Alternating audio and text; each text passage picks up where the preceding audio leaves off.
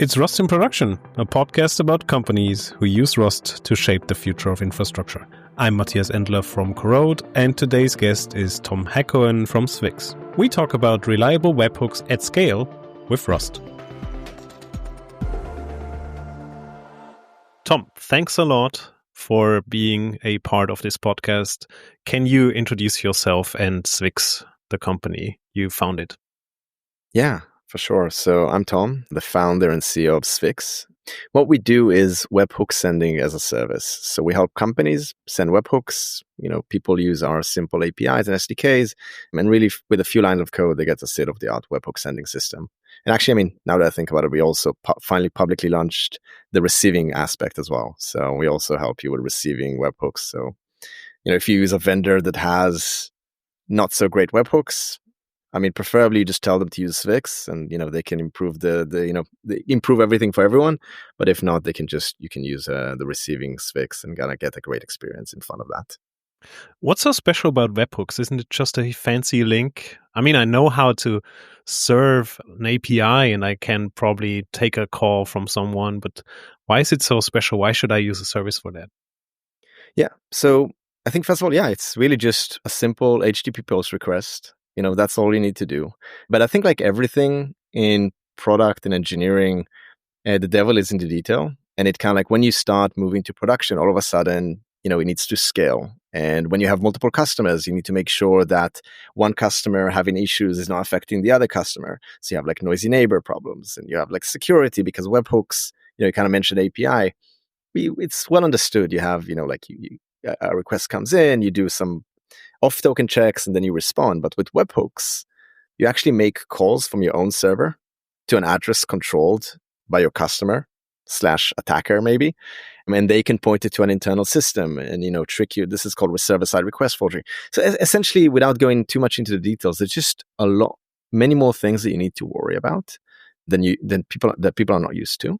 But additionally, when it comes to product infrastructure, which is where I place us, the best you can do, like let's assume you spend a lot of time on it, and you kind of like, we spend a lot of time on it, right? We're a big team just working on webhooks. If you spend even like a fraction of the time we spend on it, and you're doing a great job, and you're wasting a lot of your team's time instead of, advancing the product roadmap, and you do, everything just works, then your customers are unhappy with you because, you haven't built the features that they wanted. And if you do the job anything less than stellar, then that means downtime, sorry. So like you're going to have issues. So really, I think when it comes to infrastructure, like really the best you can do, even if you do everything perfect, is just have a neutral effect on your customers. Your customers won't notice that you spend all of this time on it. So, and this is part of what we help you to do is really just like give your customers a state-of-the-art experience. They don't think about, they don't worry about, it just works. And for you don't have to maintain it and worry about any of that. What do I get when I use Svix other than a endpoint? Is it also providing some logs, monitoring metrics, and uptime statistics? What do I get from that? Yeah, so that's a great question because, when it comes to webhooks, again, going back to the API request, if your customer of yours tries to make an API request and that API request fails, right? They would know it fails. It failed. They got an error code back. With webhooks, they don't know that you were just sending a webhook just now and it failed for whatever reason. They have zero visibility because it's generated by the sender. So logs and observability are essential there. And yes, we offer that out of the box. And we actually have a pre-built UI that our customers can embed in their customers, fully white labeled. Embed in their dashboards for their customers. And then their customers can just go and use that to manage the webhooks, see the observability. We have automatic retries, but they can also manually retry once they fix an issue, really have full visibility and full control into the whole webhook sending system. Before you built Svix, there must have been a moment when you thought, wow, this is really challenging to pull off, and there's no existing service that solves that problem. Take us back to that time. Yeah, so it's exactly how it started, and it was really just by luck. So at my previous company, people were asking us for webhooks. We kind of like looked into it, started designing the system, I did everything to kind of like to plan for the build, and then realized it's actually so much work and we just don't have the capacity to build it at the moment. So we said no. And then people kept on asking us, and we kind of like went back to the drawing board and like, okay, we can find the time to, to do the initial build. But then we realized there's going to be a lot of maintenance, ongoing maintenance, and they're going to be like random requests by customers that we're going to have to build. Otherwise, they're going to be unhappy. So we said no again. And then people kept on asking us still. And we kind of like, okay, we're going to find the time to build it. We're going to allocate the resource to maintain it. But we have this beautiful API, great product. We're not going to have a terrible webhook experience, right? So we multiplied the first two estimates by like 3x and 4x. And again, said no. And I wasn't smart enough to realize at that point that there was a business there. But it was like a few months later that a friend of mine asked me a question about webhooks in a Slack community. And I kind of like started explaining to her, you should do X and you should do Y. And I realized she couldn't care less about anything I was saying. She only wanted to send webhooks and not have to think about it. And that's kind of like when the apple dropped on my head. And I realized that, I had the same problem. And I asked her like, hey, if I build a service that does this, will you pay me? And she's like, hell yeah. And that's kind of like how it all started. By the way, spoiler alert, she never paid. But other people from that Slack thread did become our first customers. So that was a win. And I'm eternally grateful for her asking that question. I really like that story because it has a few ingredients which I look for in companies. They solve a very narrow focus problem, and no one's going to take away your lunch because other people don't want to care about that problem. It's essentially quote unquote boring for them. Someone needs to solve it. But then if you look behind it, there's a ton of complexity and you need to do it right in order to provide a good service. Can you talk about those customers a little bit? Who were the people that asked for webhooks all along? Yeah, so those initial few were small, friends of mine, like a startup Slack, like small startups. One was like a Jira competitor, I guess you would say. And they needed webhooks because Jira has webhooks and customers rely on it to build those integrations. When you close a ticket, they want to run some workflow. But since then, we've been working with all the way from like very small startups, so indie developers, all the way up to the Fortune 50. And the use cases are very varied to the point that I kind of like look at us and I draw the parallels to like Twilio for SMS or SendGrid for email, in the sense that, people just send emails. Like SendGrid customers just send emails. SendGrid doesn't care what's in the email. And similar to us, we just see so many different use cases that people just use us for really whatever. Kind of makes me wonder if you were not really scared of being a bottleneck or a single point of failure for all of these customers. Yeah, man, this was at least in the beginning was like a dreading thought, and one that literally kept us up at night with PagerDuty and and everything. But like a lot of startups, they would focus, it's kind of like move fast and break things, right? Like you would focus on speed as the main feature. And similar to other startups, speed is extremely important for us. But for us, stability has been like the feature that we offer. Like we have a stellar track record. And it's because we spend a lot of time, effort, and money on redundant infrastructure to make sure that we do, we are that potential point of failure, and we make sure that we don't ever go down, knock on wood, obviously, but we spend a lot of time and effort there. And to the point that we are more stable than homegrown webhook systems. Like we are, we work with some of the best companies out there, whether it's like Brex and Benchling and Lob. And again, as I said, like Fortune 50, so we can't mention their names, unfortunately. And we are, they trust us and use us because we are stable, we are reliable. And again, we focus all our time on it, so it makes sense. Okay, you said speed matters, especially for startups, and I fully agree with that. But then immediately, a lot of people might think, is Rust the best application? Is Rust the best language to build such a service? Then, if you want to iterate quickly, can't you build a quicker prototype in another language? So first of all, we did build initial version of Svix was actually written in Python. So I guess there are legs to that statement. And I think, Rust is problematic for fast iteration at the beginning of the company. So like the way I think about it is, if you're building, if you're very proficient in Rust and, you move very quickly in Rust, just do it and just use Rust. You don't have to worry about it. Just use the tool that you know. But at the beginning, the beginning of the company, when you don't even know what you're building and you're trying to figure it out, and really what matters is just getting something clunky out there working. I think Rust, with the emphasis on correctness, can hold you back. But I think the moment you have even like a hint of traction, like, like even like a few months in, and you realize that what you're building is generally, again, generally not, it doesn't have to be precise, but generally what you're going to build, I think then Rust is extremely powerful because Rust, when we were using Python, we used to write a lot of tests. We still write a lot of tests, but much less. And also kind of like have issues in staging and sometimes very rarely have issues in production as well. And with Rust, it's kind of like you spend all of that time in the beginning, but the likelihood of errors is significantly diminished later on. So it's kind of like this, it's almost as like a preservation of energy, so preservation of development time. But that with Python, you kind of like you don't spend a lot of energy in the beginning, but you do spend it once it hits production, once you need to debug, once you need to refactor. And with Rust, you spend more in the beginning, but actually then later on, you don't have to spend as much energy. And I think now we move fast. Yeah. Wasn't that transition painful? Oh, extremely. Yeah.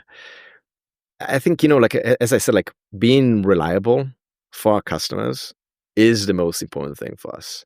So we couldn't do what some companies do, even some of our competitors do, which is, oh yeah, we're going to be down for a few hours on Saturday. We have a maintenance period. We can't do anything like that. So it was all like live transitions and, making sure we don't break don't break anything for anyone, like a lot of testing. And what's, I guess, challenging about what it is that we do is, or one of the things is, we send HTTP requests to a variety of servers, right? I mean, like webhooks. So that means that we interact with, what's the name of that Microsoft one? ISS? Why? IIS. Yeah. So like IIS, Apache, Nginx, all of the wide variety of servers, and some of them have very specific requirements for how a client should interact with them. At the moment, we switch to another client, and like for example in Rust, we were facing issues. And I think actually a small tangent, like one of the best thing and one of the worst thing about the Rust ecosystem is the love for perfection. And unfortunately, the world out there is like ugly and dirty. And when you interact with that world, sometimes you can't be perfect. Like, yeah, you can adhere to the spec perfectly, but if in our case, but like if the servers that we send the webhooks to expect something that is not required by the spec, but I'm sorry, that's what I expect. We need to follow that. We don't care that they're wrong. We have to, we have to deliver that message. And so that yeah, there were just like a variety of challenges. You just kind of like triggered a bit of PTSD, I guess, from that from that time. If we go back to the first Python prototype that you built, it somehow also worked, right? It was running in production, but what was the general sentiment like at this point in time? Did you trust in the application? What was the deployment process, the CI/CD testing? How many issues did you find in production versus development? And so on. Yes. So actually a bit of again a tangent before. Like when I started coding, I was, I guess, Perl in the beginning or whatever, but I was like my first professional job was like a embedded C engineer.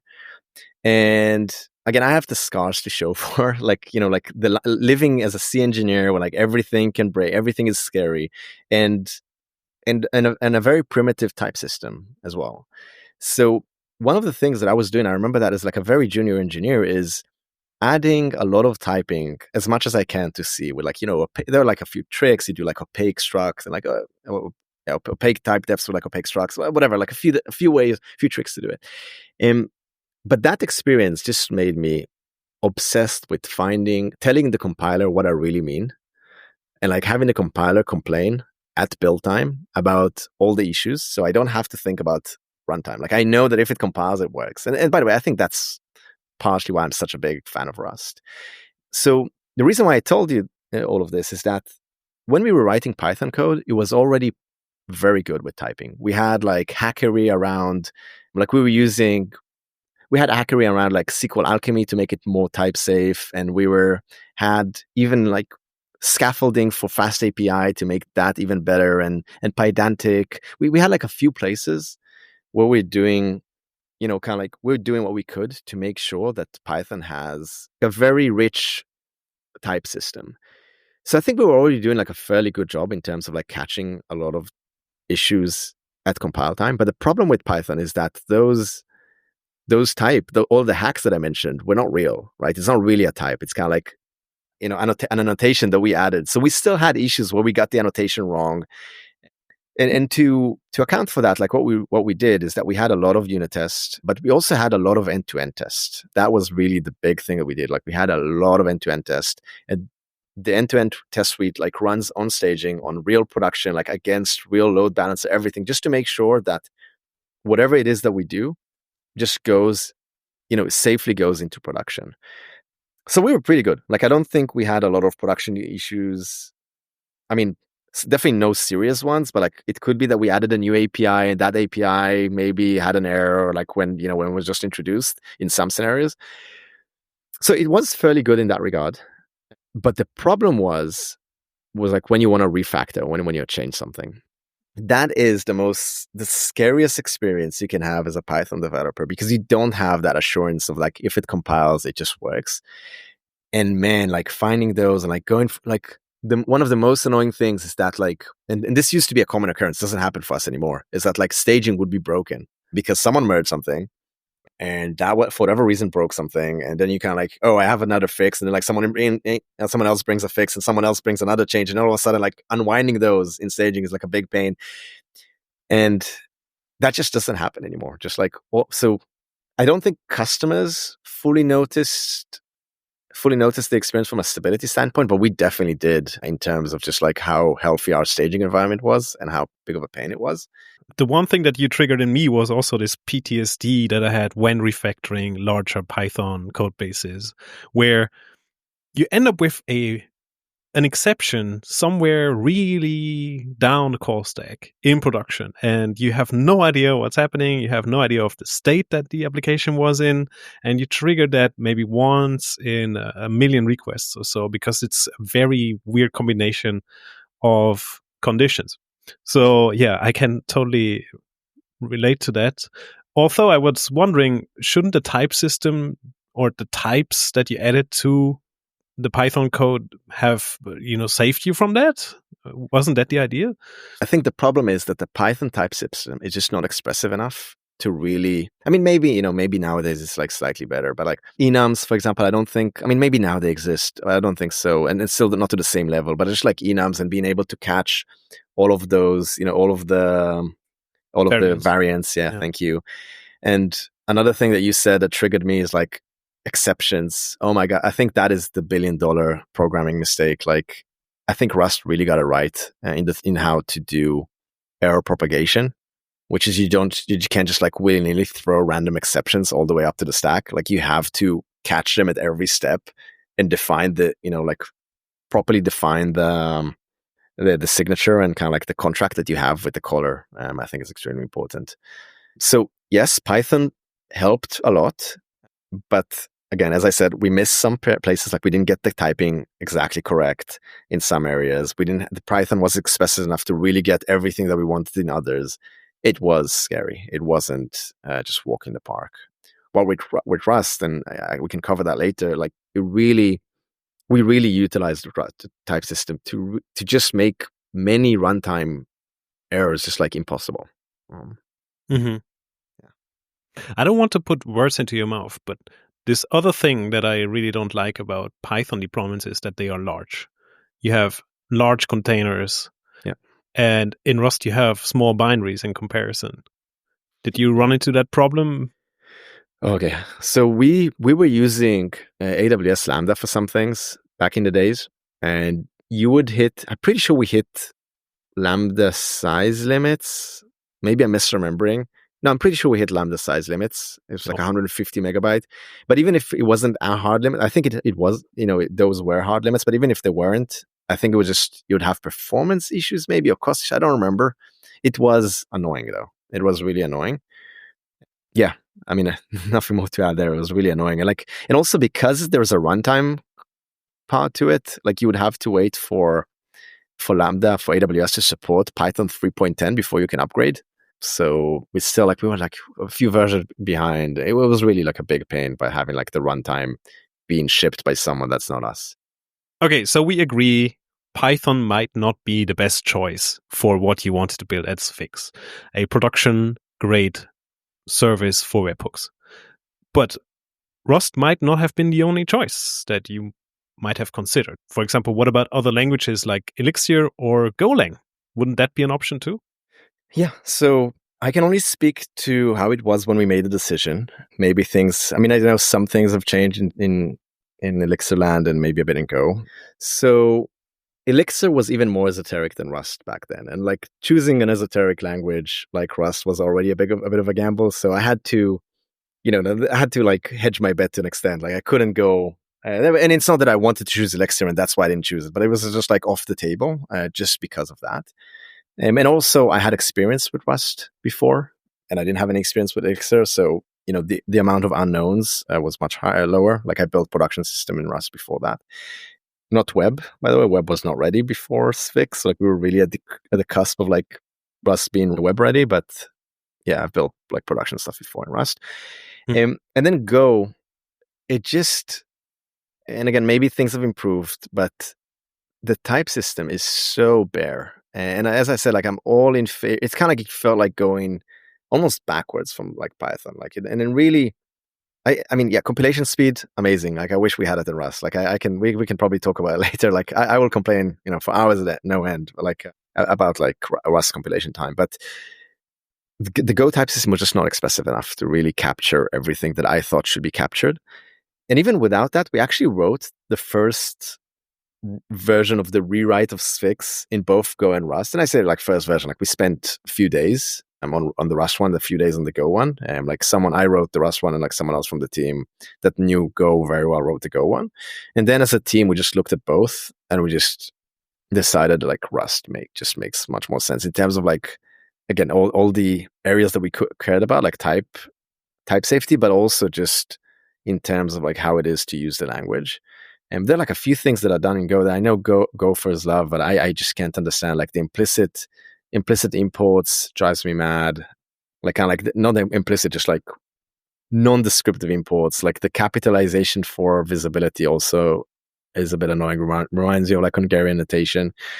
But I think also like the way to do JSON parsing, if I remember correctly, that was like, I think it's done in comments or something. I don't remember. I remember it was just, not comments, like a Go specific comment thing, annotation or something, tags. Yeah. Labels or whatever. I guess tags, Not sure. Again, I don't remember. It's been a while, but it just essentially, we looked at the resulting code and we just, okay, there is no comparison here. Like we can build something on top of Rust and I don't think we can build the same thing on top of Go. Did that person that wrote the Go prototype agree, or did they challenge the decision? So I will admit that I'm the CEO of the company, so there's obviously like a bit of a power imbalance there.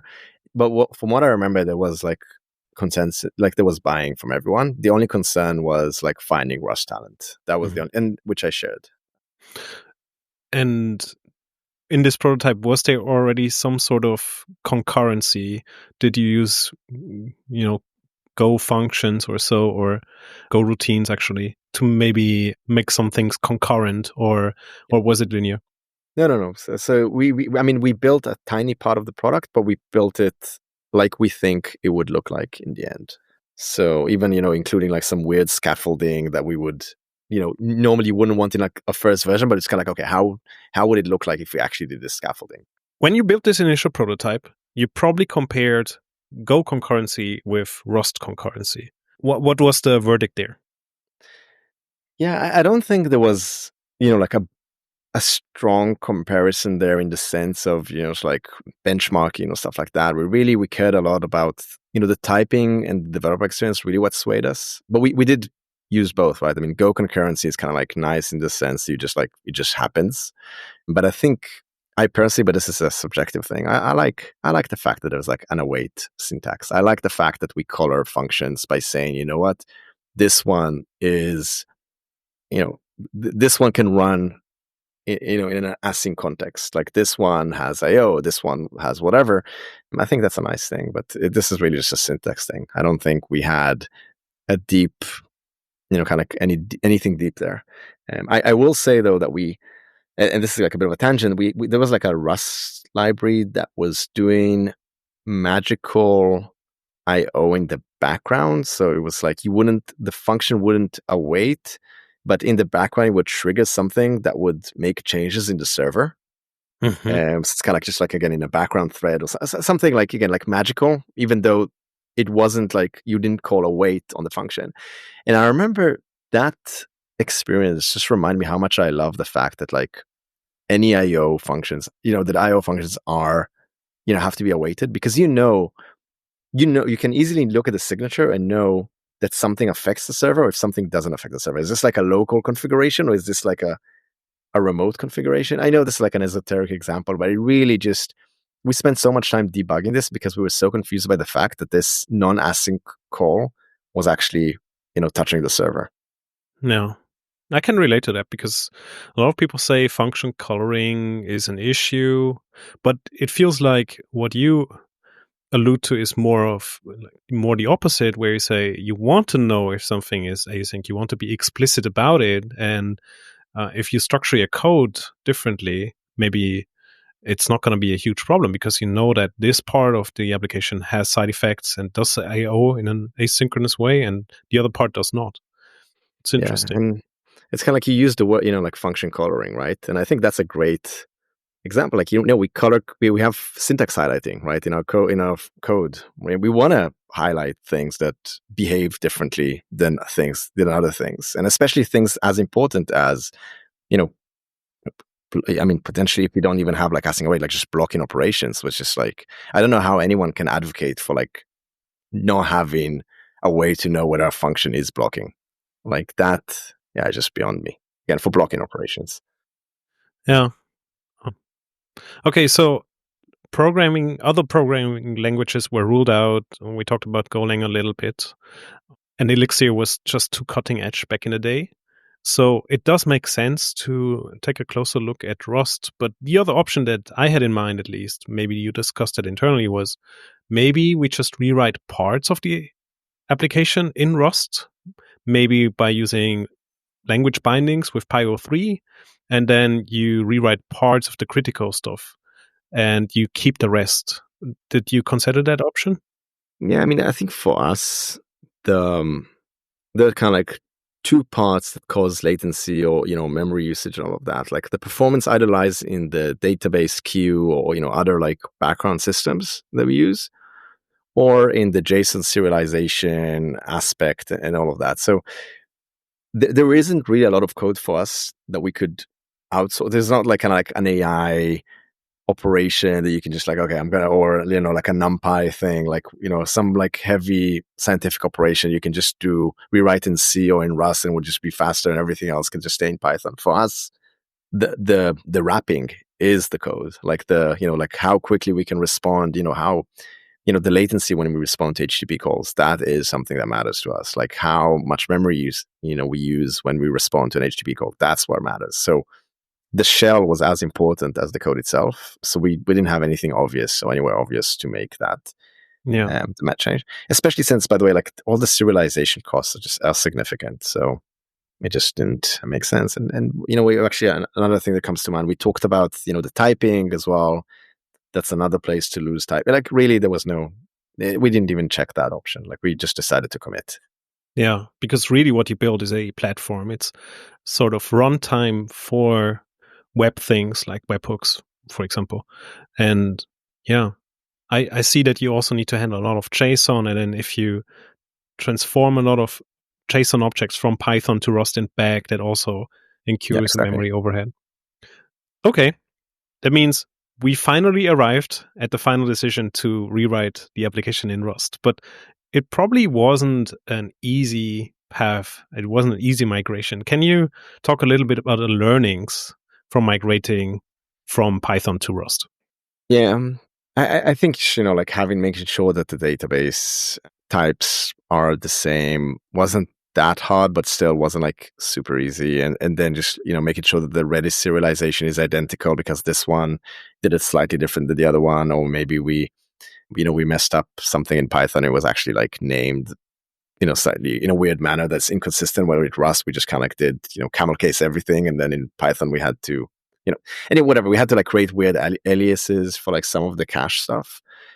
But I think other than that, and other than the difficulties of just like a rewrite with zero downtime, I think it went fairly smoothly. And we're super. Okay, first of all, I'm a big fan of Rust. I'll stand on the roof and shout it to anyone to hear. But we did have some areas that were unexpected, that where Rust wasn't perfect actually. And there were the areas that we expected, like compilation. I mean, compilation app actually was worse than what we expected. And there were other areas like finding engineers that was a bit of a challenge back then. Nowadays, there are like a lot of Rust engineers. But there were actual areas where Python, I think, I don't know if better is the right word, but like there were just like less foot guns, I guess. I'm happy to elaborate on those if you want. Yeah, please. In your blog post, you mentioned a few things like heap fragmentation and memory efficiency. Maybe these would be a few things that might Happy to interest cover me. those. I think kind of like, like if you summarize all of those in one, kind of sentence, like with great power comes great responsibility. So kind of like you have more control now. And so that means you have to be more careful about things. The one example that you mentioned was like the heap fragmentation. So Rust gives you more control there. And I guess for whatever, it just uses the default system allocator by default, which just didn't work very well when it comes to fragmentation. So like a long running process. So heap fragmentation, for those who don't know, is essentially when you allocate big chunks or smaller chunks, and then you kind of like every allocation just adds more to the memory instead of like reusing those chunks because they don't fit. Let's assume you allocated a chunk of like 90 bytes, then you freed it, and then you want to allocate another chunk of like 95 bytes. You can't reuse that one.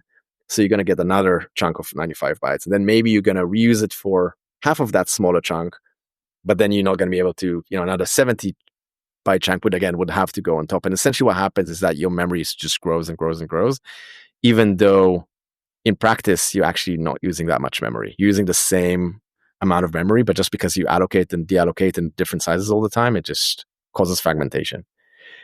This was actually fixed by just switching to jmalloc, like just changing the system allocator to one that is very good for fragmentation and really did wonders for us.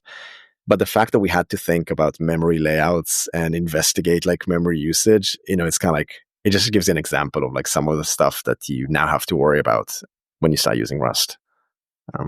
It's funny because the Rust compiler itself, or the Rust ecosystem, moved away from jmalloc to the system allocator, but apparently for some use cases that isn't the best choice. The system allocator, that is.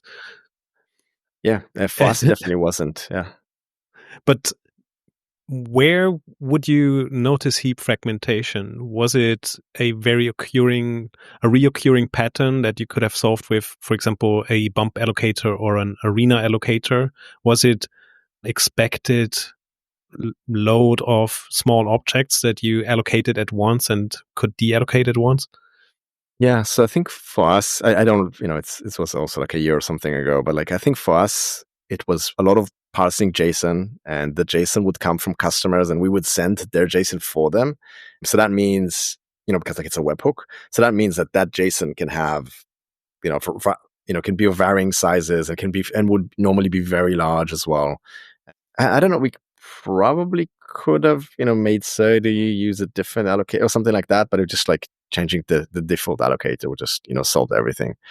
I think that was probably the main thing. Another thing is, we use some AWS libraries, and I believe they allocate. We make HTTP calls, and that, I believe, allocates when it kind of like generates the body that we send. So there were just like a few areas where we were allocating large, arbitrary sized structures all the time. Yeah. Did you notice a difference in memory usage when you switched the allocator? Oh, yeah. So before that, it was, I guess you can't see me, it's only audio only, but like you would see, you'd see like a bump, I guess because of some, like high load that would cause a lot of fragmentation. And then that bump would just like stay flat. And then there would like be another bump, and then that would stay flat as well. With jmalloc, you immediately see just like first of all, it becomes like more jagged instead of like flat. You'd see like the graph of like memory usage becomes way more jagged, and it just like the kind of like the low watermark was just like much lower. Like we were just like the baseline was just significantly lower. Extreme, and we can post the link to that blog post as well in the show notes. You'll see there's a few graphs there. You can really see it. It's like very obvious. Mm-hmm. Was memory usage even a concern for you? Even if you used more memory, would you run out of that? We did. That's how we found out. Okay. And again, not immediately, but just like every now and then, like you get an OOM and you like, what the hell is going on? You know, we see our usage. We have 95% buffer. Like what's going on? But then we look at some of those and we see that there's like a memory leak, but nothing is leaking, right? We did like ran Valgrind, we ran everything, like nothing was leaking. And then that's kind of like how we discovered. You also mentioned ecosystem robustness briefly because, yeah, you have some dependencies that you had to port over from Python to Rust. You had to find replacements for that. Were there areas where you were not confident that you could find replacements? Actually, before that, cut for a second. I have just a few more things to say about memory usage. Go for it. Yeah, okay. We will cut it in. Cool. So like a few actually more things about like memory usage that were surprising. Again, like you'd think Rust is much more memory efficient than Python, right? I mean, like if you ask anyone on Reddit or Twitter or whatever, they would tell you exactly that. But one thing was with sturdy JSON, like when you were parsing generic JSON values, so just like kind of like essentially a dict, but like a JSON dict, so like not a string, but more just like generic JSON. That would, for whatever reason in sturdy, that causes like an explosion in memory, and we had no idea. And I think like in a language like Python, you would think that just the generic case, I think the generic case just kind of like works, like because they optimize for that. They think about that, like, well, in Rust, like using an untyped structure, that is such an odd case. And we were just like surprised by how bad that was. And maybe this is, by the way, was the reason one of the reasons for the, fragmentation that we were talking about. I'm not sure. And there are solutions. So you had to know that you're not supposed to use JSON value. You need to use JSON raw value that just like treats as a string. It doesn't parse it. But like, again, in a world, in Python, stuff like that would just happen magically in the background, kind of like copy and write and parse and access and all of those kind of things. And I think with Rust, everything is much more rigid. Like what you ask for is what you get. And it just like was like a funny gotcha that we got. Does Python deserialize lazily? Probably not, but there are things that I'm sure it does like to be efficient. But maybe it does, by the way. I really have no idea. Well, especially if you share those large JSON objects, then I can see where the efficiency comes from, because in Rust you would generally clone unless you put it behind an arc, but in Python everything is ref counted, so you get cheap copies for free. That's another like example of where memory use cases can just go out of the window, because as you said, like in Python you don't really care about kind of like, what was it, like fearless concurrency? Is that the yeah? You don't really care about that. Like, yeah, of course, race conditions, that's just a fact of life in Python. So, I guess maybe people just don't use threading as much. And so they just, as you said, pass like ref counts all over. Like in Rust, like you would clone so much data if you're not careful. Like you would accidentally clone that JSON structure, like that heavy structure, when you pass it to another function, and you can accidentally clone something else. And it's very easy to accidentally use much more memory than you would use in Python, just because of the, like the implicit ref counting and just like passing of references instead of cloning. Yeah. I always wanted a lazy JSON library in Rust, and probably it exists, but I couldn't bother looking it up. But it would be so nice to have a system that does not create 30 JSON values all the time, but it more or less is a view into the data, and then it only deserializes what you actually want to look at. Yeah, I think so. Kind of like the 30 raw value kind of semi lets you do that by the fact that it doesn't serialize that part, and then you can maybe explicitly deserialize that part. So it's, I mean, again, you have to build the scaffolding yourself, but it is semi possible. Or at least that's what we do now. Yeah. True. And for you, the SERDI interface is probably, I'm assuming, one of the most important parts of what you use in the Rust ecosystem. What else do you use very heavily? What do you depend on heavily? Which crates? So SERDI would be one. Axum. We use CORM as our ORM. I mean, mainly for the query building, less for ORM stuff. We use Redis Rust. We use AID for open telemetry generation. I think those would be the main ones. And actually, I mean, this is a good segue for like ecosystem maturity, because we have the maintainer of one of the maintainers of Axum on the team. We have one of the maintainers of Redis Rust on the team. We have one of the maintainers of AID on the team.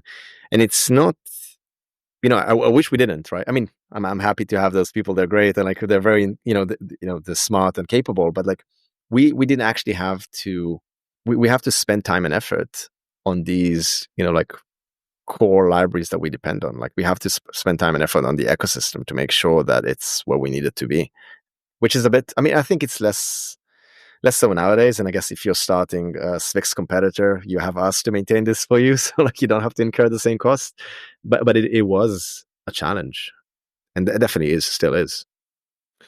But on the other side, you need to have some skin in the game. Yeah, again, not complaining, really not complaining. But if we had the alternative, which would be like having the perfect Redis library just existing, and we didn't have to, spend so much time on it, that would have been better. But again, no complaints. We're happy that it's well maintained by people that are well-meaning and are capable. So, what were some of the missing features or issues that you had with the existing Redis libraries? So when it's James from my team, when he took over the maintainership, it was essentially abandoned. I mean, I don't know if like abandoned is the right word, but it wasn't like being released or maintained, or so I guess for all intents and purposes abandoned. It had no support for Redis cluster, just like didn't support that. The async version of the lib was fairly broken, if I remember correctly. Oh, sorry, it had support for blocking Redis cluster and blocking Redis, and that was fairly okay in the lib, not perfect, but the async variants for either, which is the async variant for the non-cluster version was limited, and the async cluster version was like an external library by someone else that's also unmaintained. It was, and James merged them together, like really, streamlined the library and made everything better. Well, that's nice to hear, because it benefits a wider array of people, of potential users. Any similar story for any other dependency? You mentioned that you have your own OpenAPI client, I guess, but there's Dropshot from Oxide Computer. I wonder if you looked at that, or what was the reason for building your own? Yeah, so I don't remember what Dropshot is. I'll check it out again after this. But AID essentially is a tool to automatically generate an OpenAPI spec from your Axum code. So you define, the API routes, what you accept, what you send, and we automatically generate. It automatically generates the API spec from that. It was great. We looked at multiple options back when we adopted it. It was by far the best one. Unfortunately, it went unmaintained a few months ago, or even longer than that. And we kind of had to take over because, we had fixes for upstream that just weren't being merged. And even, I don't remember how long we waited, but we waited a long time for one of the fixes to be merged, but then no release was being made. So that also was fairly useless in that regard. So yeah, now we've been merging PRs and making releases, and yeah, happy about it. Yeah. Then again, these dependencies make sense to be owned by a company like yours because they are so central to what you do. They are central to the web ecosystem, and For sure. all of what you described sounds reasonable, at least from an outsider's perspective. Yeah, and sure. Also, thanks for maintaining, by the way. Oh no, with pleasure. And we even had to create a new library. So we created a library for case UIDs that just didn't exist. We built one. Actually, we also wrote one in Python that's fairly popular.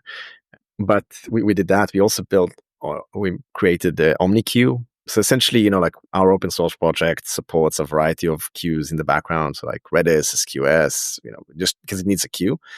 And I remember I remember Celery from Python very fondly. It's like a library that just lets you, it just like abstracts away the queue backend, and then people that use your library can just choose their own queue of choice. So we built the equivalent of that for Rust. Yeah, it was also great. Yeah. Now, let's talk about production Rust, okay? You have that thing in production. I have two main questions. How does it work under load? And how do you avoid breaking changes when you maintain a larger application in Rust? We came from Python, and Python, let's say, is not notorious for being fast. And I think it's much better nowadays. But back, I think it was like Python 3.7 or 3.8 when we switched. I think it still has the global interpreter lock, or maybe they just released a version without. I don't know.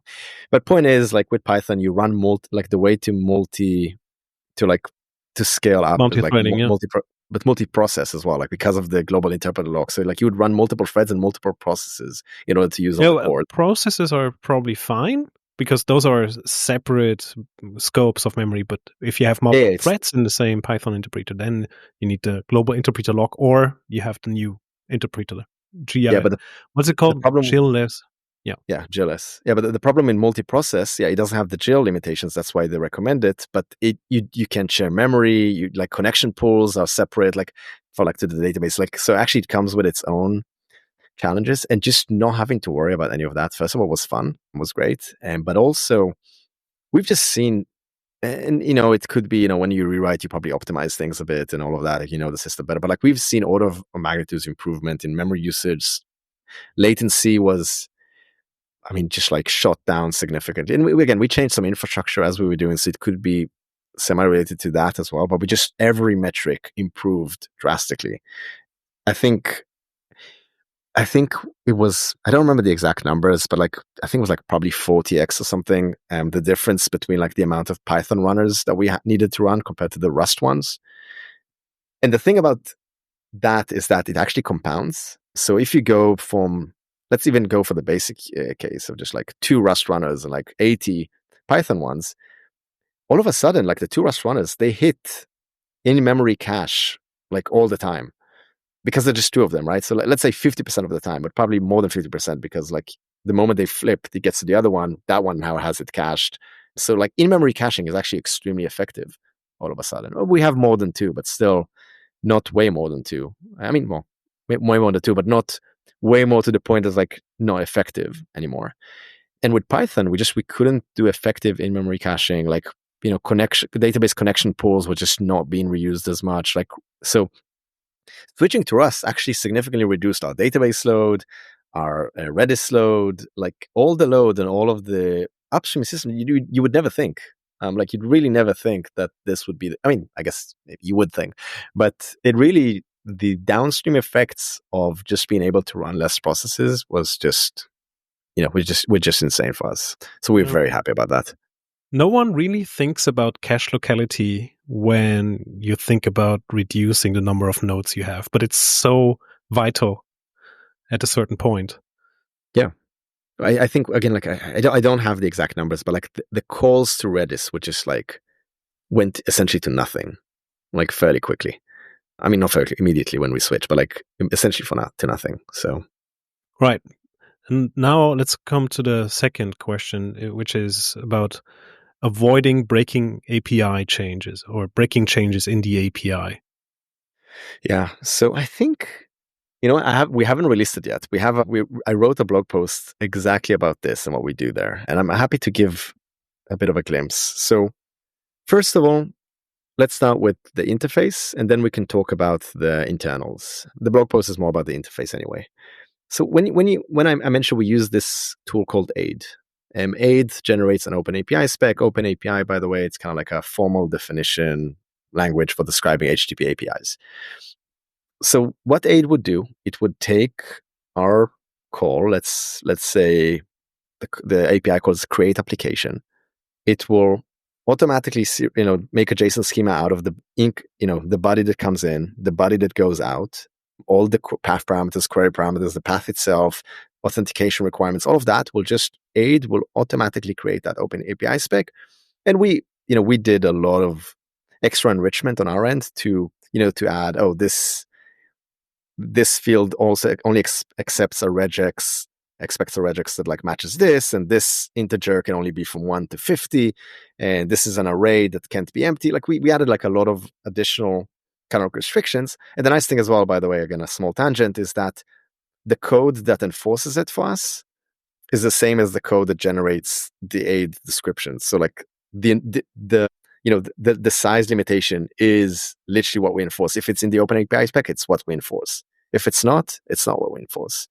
And barring a few exceptions that we purposely broke that, but like everything is just like all of this is automatic.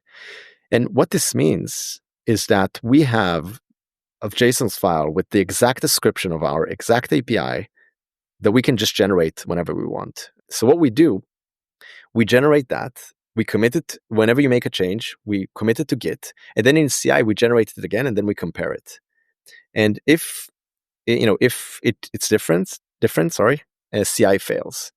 So essentially what it means is that if you make a change that affects our API, you consciously have to update that file, like regenerate that file. So first of all, you, as the developer, as the first line of defense, you know that you just did something that's potentially breaking. And again, maybe it's on purpose. Maybe you added a new API. It's fine.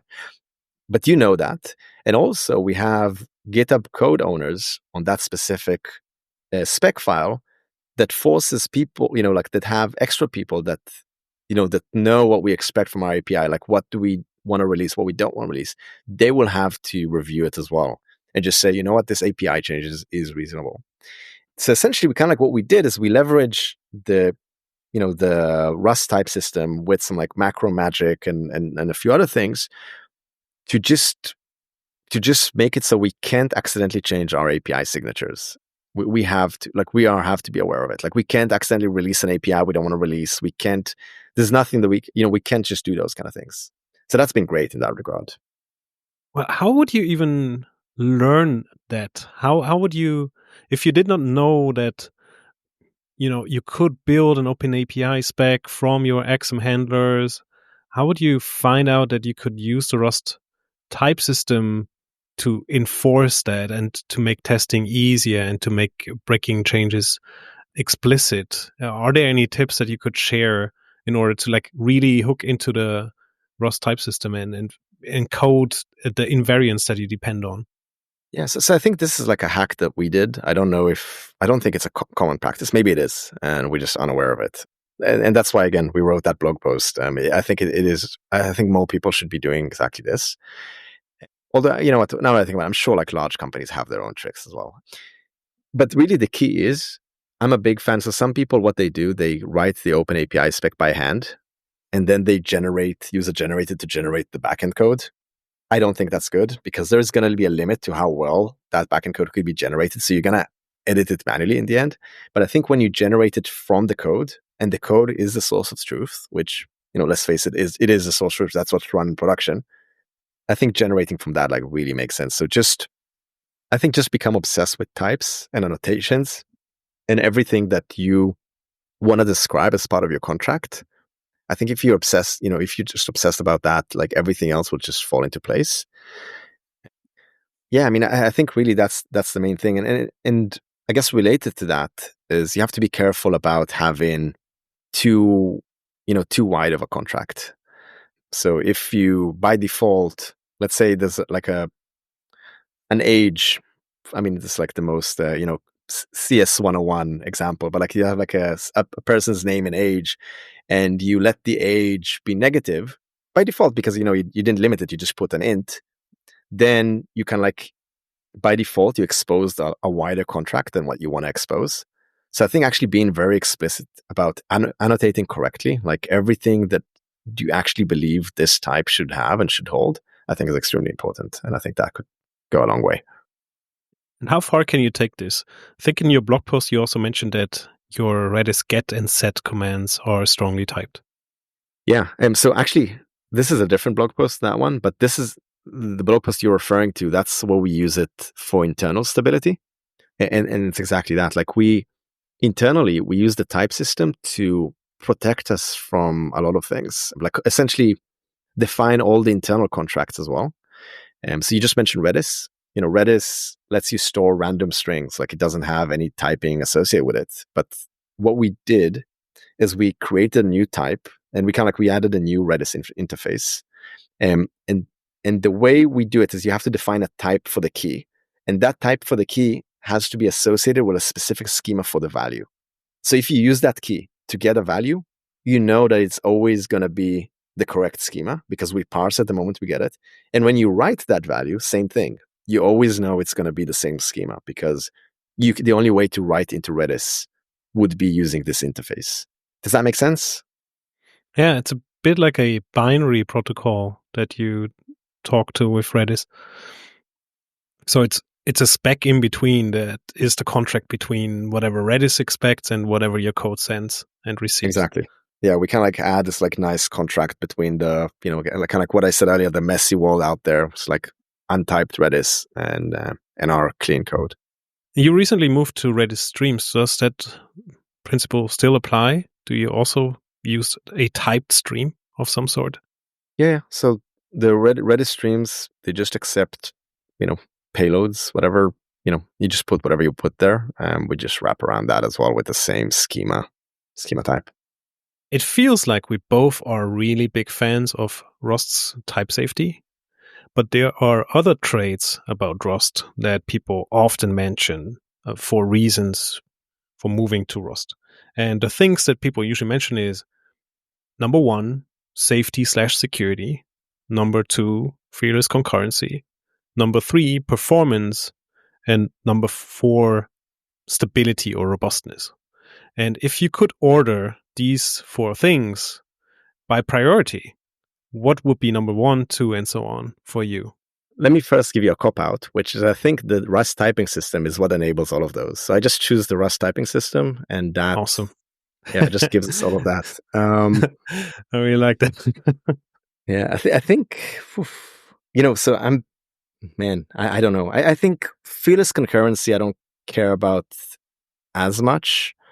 I mean, I do, and we do use it and whatever. So don't, yeah, we definitely care about it. But compared to safety and correctness. But again, they kind of come together, right? The fearless concurrency comes from the fact that you can be safe and correct.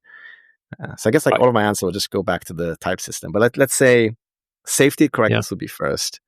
Performance would be second. The fearless concurrency would be last. What's the third one? Okay, so stability will be second. Performance will be third. Yeah, I think that's, and I will add developer experience somewhere in the middle as well. I'm a ergonomics.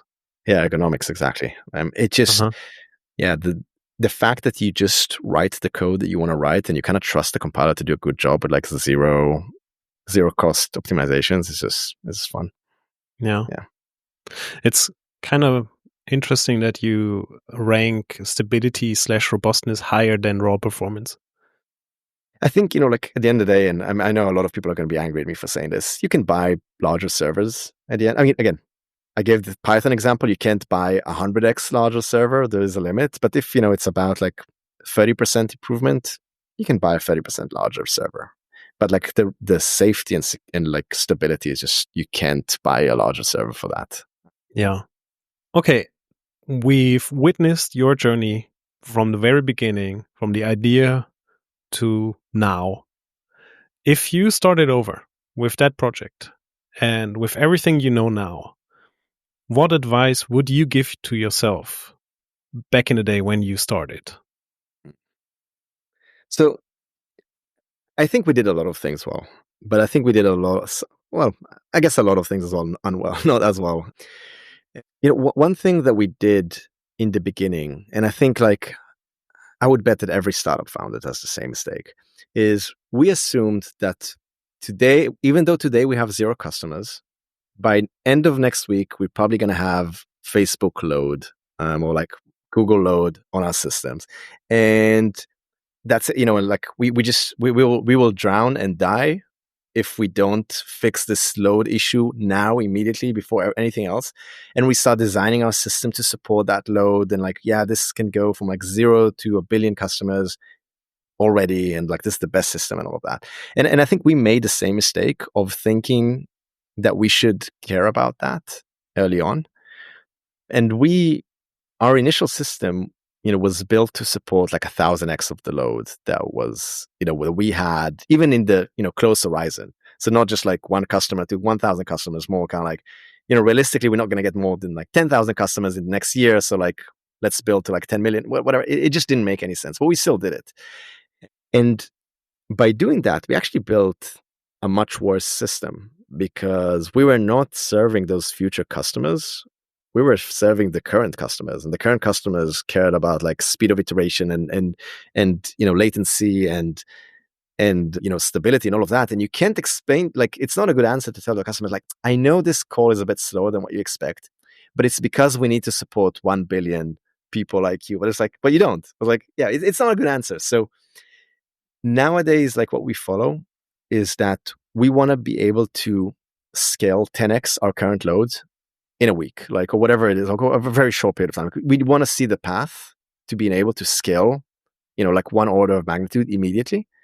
But we don't care about like scaling 100x or 1,000x. That we assumed we're going to like have at least like a month or two to figure out. And then that's what we do, kind of like that. I mean, again, by the way, it doesn't mean that we neuter our existing system. We don't build it slow on purpose. Like, we try to build it to the best of our ability. But the what we aim for is no longer that like 1,000x. It's just that like 10x with a clear path to like 100x maybe. Yeah. Does that make sense? Yeah. So your advice to your past self would be focus on the now, focus on the today, rather than focus on what will be further down the road. You cross the bridge when you get there, and focus on building something that is robust and can scale reasonably well instead of going for hypergrowth right away. But what about the Rust side? The advice that you would give when you started on this Rust journey? I guess one thing is that it's okay to clone. Like, one thing that I think we did in the beginning way too much was just to figure out how to have completely cloneless setup, like all the way down the stack. And the problem is that at some point you would have a dependency that requires ownership, and you're either going to just normally, like, without all of this cloneless setup, you're just would have just passed it the reference, the ownership, like all the way down. And now you kind of like have to clone. So essentially, it's a premature optimization trying to figure out like the best way to just not clone. Again, and like the previous example, you don't have to be degenerate about it. Like, you don't have to just like, oh, I'm just going to clone anywhere. Like, no more passing as references. No, definitely pass as reference where it makes sense. But if you have to spend, like half an hour trying to figure out the signature for this function just to make it so you don't have to clone this like fairly small structure, don't worry about it. I think that's, and again, mileage may vary depending on the exact situation, but I think that's one thing that we would change. Would I be wrong in summarizing it with keep it simple, even if you write Rust?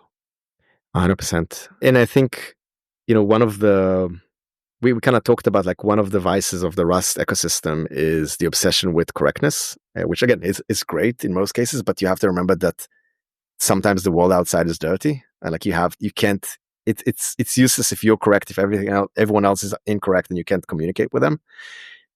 I think the other one is like extreme obsession with performance. I think it's great and healthy, and we should continue that. That's what makes Rust so great, or part of what makes Rust great. But we also need to be pragmatic. So we have two tips already. We have focus on the 10x, not the 1000x, and we have focus on simplicity. Cloning is fine, for example. Anything else that you would want to add? Yeah, so the other two, I mean, the first one would be, it's very similar to the 10x instead of 1000x one that I gave earlier, which is, don't aim for 100% uptime. It's kind of like in the beginning we were just obsessed. As you said it in the beginning as well, like we can never go down. So we were obsessed with just making sure we're always up. The thing is, though, the moment we stopped obsessing with 100% uptime and just gave ourselves an actually attainable goal, which was like 5 nines of uptime, we actually reached the 100%. Like we got to where we wanted to go before.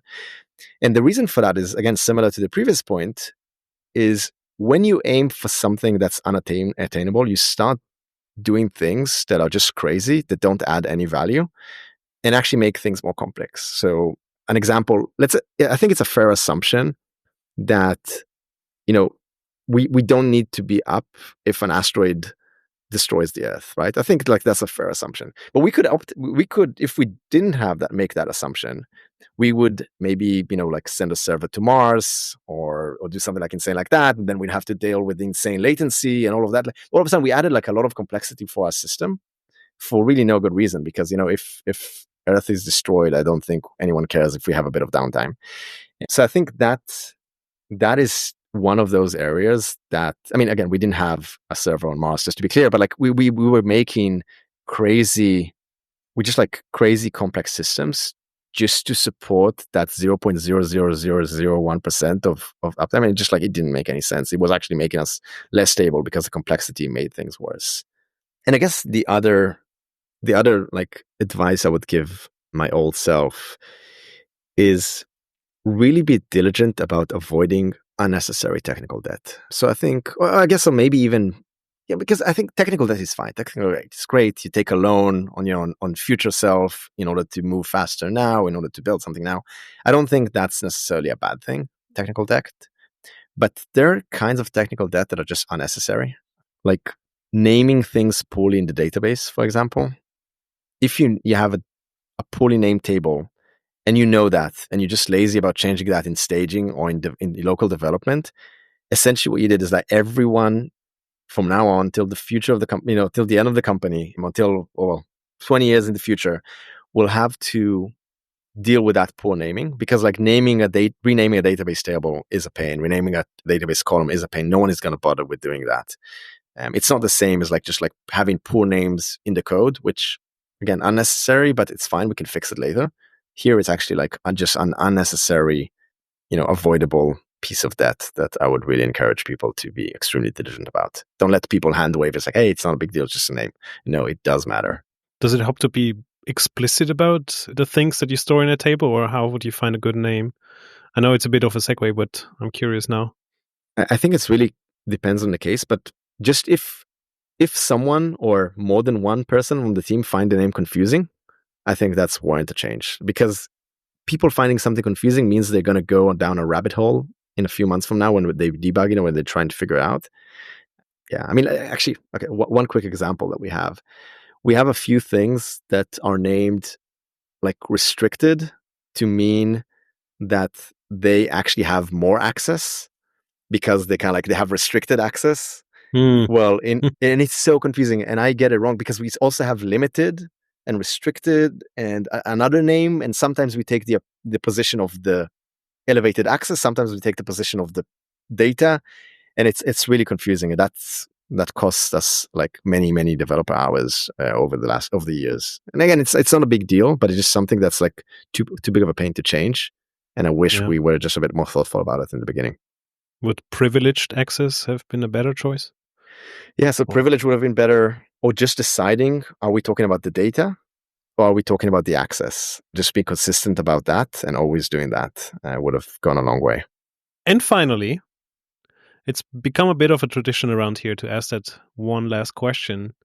Do you have a message to the Rust community? Anything that comes to mind? So first of all, message of love. I'm a big fan. Keep up the good work. But in terms of a message that drives action, I think we got to fix the compilation time. I don't know what we can do. It's really, I think it is like a bottleneck for a lot of people. It is a pain, and it even affects, like IDE, language servers and all of that. Like when things are slow. So we got to fix that thing. Yeah. And I know people are working on it. So. Yeah, that's true. Let's all wish for faster compile times this year and maybe the next couple of years. It has improved, but I share the sentiment with you. So that wraps it up. Thanks so much for all the insights. And I can tell that if I had production level webhooks that I wanted to serve anywhere, then I would take a very, very close look at Svix. Good job there, and good luck with the future. And thanks for being a guest.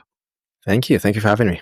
Rust in Production is a podcast by Corrode. It is hosted by me, Matthias Endler, and produced by Simon Brüggen. For show notes, transcripts, and to learn more about how we can help your company make the most of Rust, visit corrode.dev. Thanks for listening to Rust in Production.